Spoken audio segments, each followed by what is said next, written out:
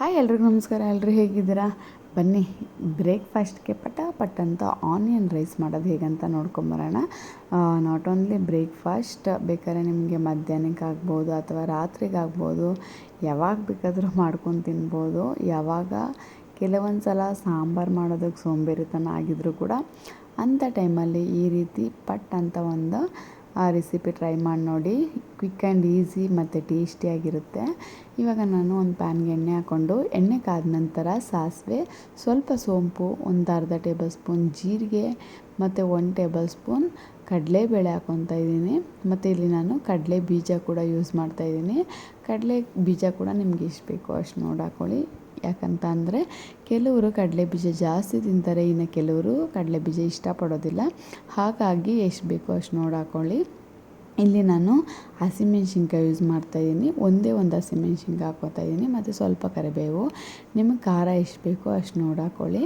So ಇದು ಚೆನ್ನಾಗಿ fry ಆದಮೇಲೆ ಒಂದು ಮೀಡಿಯಮ್ ಸೈಜಷ್ಟು ಈರುಳ್ಳಿ ತೊಗೊಂಡು ಈ ಥರ ಚಿಕ್ಕದಾಗಿ ಕಟ್ ಮಾಡಿ ಇಟ್ಕೊಂಡಿದ್ದೀನಿ. ಇನ್ನೂ ಚಿಕ್ಕದಾಗಬೇಕಂದ್ರೂ ಕೂಡ ನೀವು ಕಟ್ ಮಾಡ್ಕೋಬೋದು.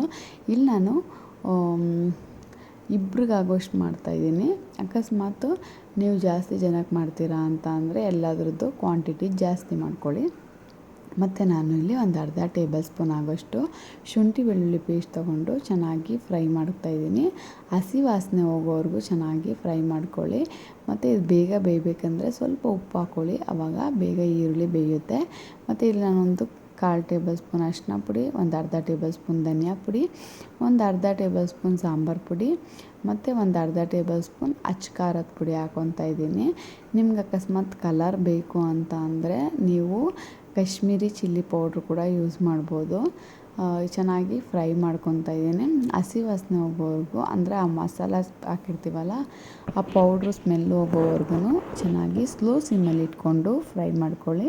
ಮತ್ತು ಇವಾಗ ರುಚಿಗೆ ತಕ್ಕಷ್ಟು ಉಪ್ಪು ಹಾಕ್ಕೊಂಡು ಚೆನ್ನಾಗಿ ಫ್ರೈ ಮಾಡ್ಕೊತಾ ಇದ್ದೀನಿ. ಮತ್ತು ಅನ್ನ ಒಂದು ತಟ್ಟೆಗೆ ಹಾಕಿ ಚೆನ್ನಾಗಿ ಆರೋದಕ್ಕೆ ಇಟ್ಕೊಳ್ಳಿ. ಏನೂ ಇಲ್ಲ, ಕೇವಲ 10 ನಿಮಿಷದಲ್ಲಿ ಇದು ಬೇಗನೆ ರೆಡಿಯಾಗಿಬಿಡುತ್ತೆ. ಏನು ಅಷ್ಟೊಂದು ರಿಸ್ಕ್ ತೊಗೋಬೇಕಂತಲ್ಲ, ಏನೂ ಇಲ್ಲ. ಪಟ್ ಅಂತ ರೆಡಿ ಆಗೋವಂಥ ಡಿಶ್ ಇದು. ಸೊ ಟ್ರೈ ಮಾಡಿ ನೋಡಿ, ಹೇಗಿತ್ತು ಅಂತ ಕಮೆಂಟ್ ಮಾಡಿ. ನೋಡಿ ಎಷ್ಟು ಕ್ವಿಕ್ ಆಗಿಬಿಡ್ತು. ಇವಾಗ ಒಂದು ಸ್ವಲ್ಪ ಕೊತ್ತಂಬರಿನ ಚಿಕ್ಕದಾಗಿ ಕಟ್ ಮಾಡಿ ಇಟ್ಕೊಂಡಿದ್ದೀನಿ. ಅದನ್ನು ಕೂಡ ನೀವು ಗಾರ್ನಿಷಿಂಗ್ ಹಾಕೋತೀನಿ ಅಂತ ಅಂದ್ರೂ ಹಾಕೋಬೋದು.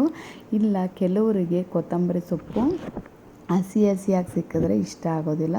ಸೊ ಅಂಥವರು ರೈಸ್ ಮಿಕ್ಸ್ ಮಾಡೋದಕ್ಕಿಂತ ಮುಂಚೆನೇ ಕೂಡ ನೀವು ಹಾಕೊಂಬಿಡ್ಬೋದು. ಸೊ ನೋಡಿ ಎಷ್ಟು ಬೇಗ ರೆಡಿ ಆಗೋಯ್ತಲ್ವ. ಸೊ ನೀವು ಕೂಡ ಮನೇಲಿ ಒಮ್ಮೆ ಟ್ರೈ ಮಾಡಿ ನೋಡಿ. ನಿಮ್ಗೆ ಇಷ್ಟ ಆದರೆ ಲೈಕ್ ಮಾಡಿ, ಶೇರ್ ಮಾಡಿ, ಕಮೆಂಟ್ ಮಾಡಿ. ಇನ್ ಕೇಸ್ ಇಷ್ಟ ಆಗಿಲ್ಲ ಅಂದರೂ ಕೂಡ ಕಮೆಂಟ್ ಮಾಡಿ. ಏನಾದರೂ ಚೇಂಜಸ್ ಇದ್ದರೆ ನಾನು ಖಂಡಿತ ಚೇಂಜ್ ಮಾಡ್ಕೊತೀನಿ. ಸೊ ವಿಡಿಯೋ ನೋಡಿದ್ದಕ್ಕಾಗಿ ಎಲ್ಲರಿಗೂ ಧನ್ಯವಾದಗಳು. ಹೀಗೆ ಸಪೋರ್ಟ್ ಮಾಡ್ತಾಯಿರಿ. ನಿಮ್ಮ ಈ ಸಪೋರ್ಟ್ ನನಗೆ ತುಂಬಾ ಹೆಲ್ಪ್ ಆಗುತ್ತೆ. ಸೊ ಹಾಗೆ ಕಮೆಂಟ್ ಮಾಡೋದನ್ನು ಮರಿಬೇಡಿ. ಎಲ್ಲದಕ್ಕಿಂತ ಹೆಚ್ಚಾಗಿ ಸಬ್ಸ್ಕ್ರೈಬ್ ಮಾಡ್ಕೊಳ್ಳಿ. ಮತ್ತು ಇನ್ನಷ್ಟು ಹೊಸ ರೆಸಿಪಿಗಳೊಂದಿಗೆ ಮತ್ತೆ ಸಿಗುವ. ಎಲ್ಲರಿಗೂ ಧನ್ಯವಾದಗಳು.